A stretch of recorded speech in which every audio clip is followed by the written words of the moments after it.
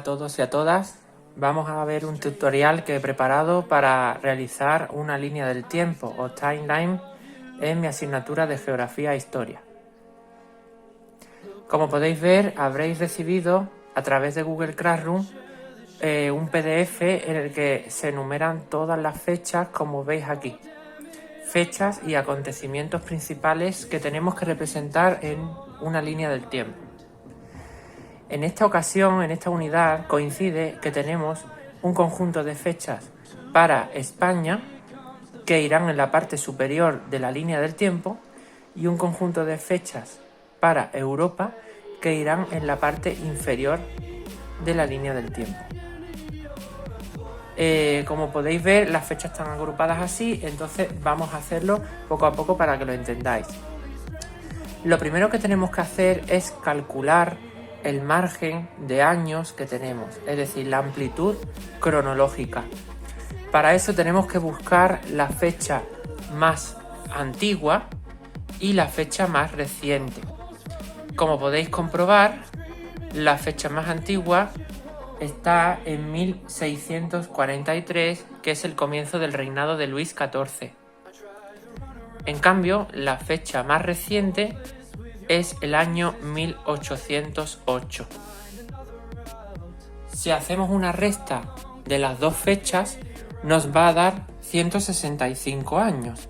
Es decir, la amplitud cronológica para este eje cronológico es 165 años.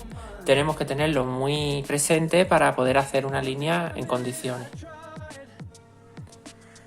Muy bien, lo primero que tenemos que hacer es representar una línea lo más recta posible. Yo os recomiendo, por supuesto, que utilicéis una regla, pero también que escribáis en lápiz, ya que al 100% os vais a equivocar, sobre todo si es una de las primeras líneas del tiempo que estás haciendo.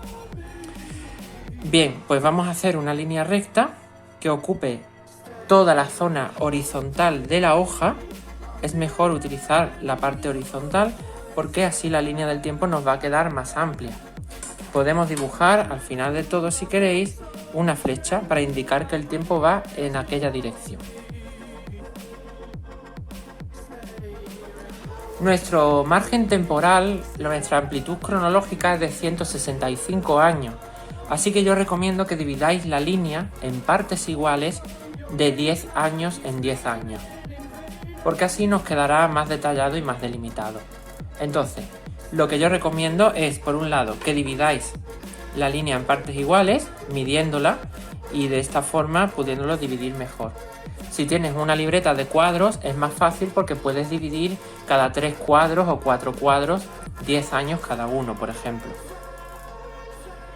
Tened en cuenta que son 17 rayitas las que tenemos que hacer, es decir, 17 divisiones de 10 años, ya que si son 163 años, vamos a ir a 170 para tener un margen, es decir, siempre intentamos aproximar a la decena mayor, pues tendremos que hacer 17 rayitas de 10 años.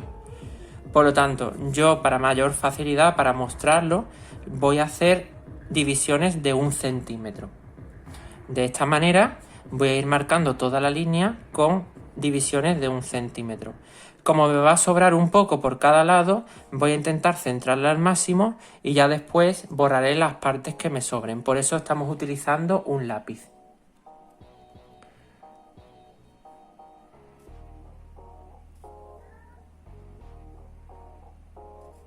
Bien, y ya tenemos nuestra línea dividida en 17 partes iguales de 10 años cada una. Ahora vamos a proceder a borrar la línea sobrante por los lados y vamos a colocar los años, las décadas en cada uno de ellos, comenzando por la primera y terminando por esta.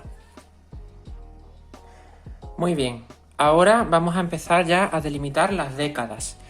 Hemos dicho que la fecha primera era el año 1643.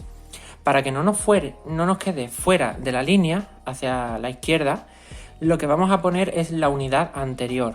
Por lo tanto, en vez de 1643, como tenemos que poner por decenas, vamos a poner 1640. Entonces vamos a marcar aquí 1640. Y así vamos a ir de 10 en 10 en cada una de las décadas.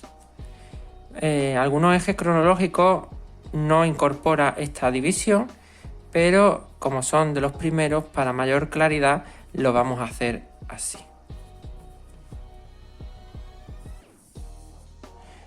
Vale, y terminaremos con 1810, que es la decena más próxima y posterior a la última fecha, 1808. Bien, vamos a proceder ahora a colocar todas las fechas en su sitio correspondiente.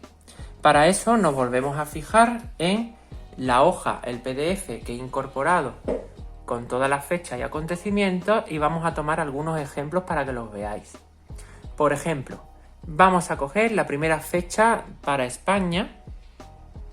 Bueno, vamos a empezar por la segunda, así será más fácil. Para España, recordad que las fechas de España se ponen por encima del eje. 1700, muerte de Carlos II el Hechizado. Pues bien, es tan sencillo como irnos al año 1700, que está aquí, y esta fecha fíjate que coincide justo, es decir, no tenemos que ponerla un poquito más para acá si fuera 1705, por ejemplo. Y como hemos dicho, van por encima. Por lo tanto, vamos a hacer así una línea suficientemente amplia que señale al año 1700. Y vamos a poner aquí muerte de Carlos II el Hechizado.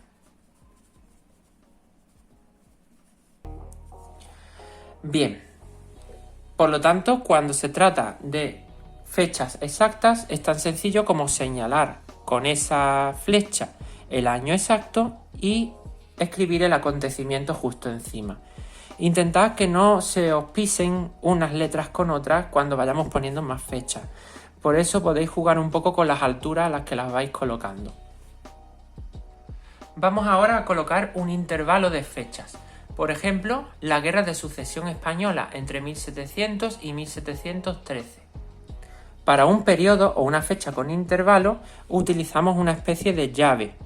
Por eso vamos a sacar desde el año 1700 hasta el 1713, es decir, un poquito pasado el 1710, pero sin llegar a la mitad porque ya sería 1715, y vamos a poner Guerra de Sucesión Española.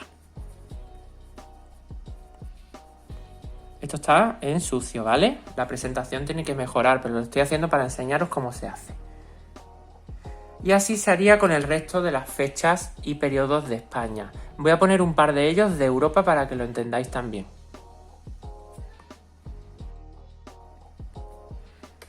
Bien, en Europa, como podéis ver, tenemos, por ejemplo, Bill of Rights, es la segunda, 1689. Vale, pues nos vamos a nuestro eje. Y en 1689, es decir, a punto del 1690, vamos a poner una línea hacia abajo que ponga Bill of Rights, que es la Carta de Derechos de Gran Bretaña tras la Revolución Inglesa. Opcionalmente podéis poner aquí 1689, pero si lo ponéis bien indicado, ya no hace falta. Bien, y vamos a por un periodo, para que veáis un poco de todo. El primero que tenemos ahí, Luis XIV, ya sabéis que fue un reinado larguísimo, 1643-1715. Pues bien, nos vamos a 1643, que de hecho es la primera fecha que teníamos. Nos vamos entre el 1640 y el 1650. Aquí más o menos, ¿vale? Hacemos así y ahora vamos a abrir la llave hacia allá. Hasta 1715, es decir, nos vamos entre 1710 y 1720. Y con nuestra regla, para que quede fino, hacemos así. Y ya vamos a tener aquí nuestro periodo histórico. Y vamos a poner Luis XIV. ¿Vale? Intentad que no se os pisen las letras. En este eje hay poquitas fechas, pero cuando vayáis rellenándolo vais a ver que os va a faltar espacio. Entonces jugad un poco con las alturas. Podéis poner algunas más altas que otras. Sobre todo os recomiendo que las fechas exactas las pongáis más arriba o más abajo y los periodos más pegados al eje. Luego habría que pasarlo a limpio y ponerle un poquito de color y una presentación más adecuada. Y así de fácil. Espero que os haya gustado este tutorial y que os sea muy útil. Muchas gracias, nos vemos en las aulas.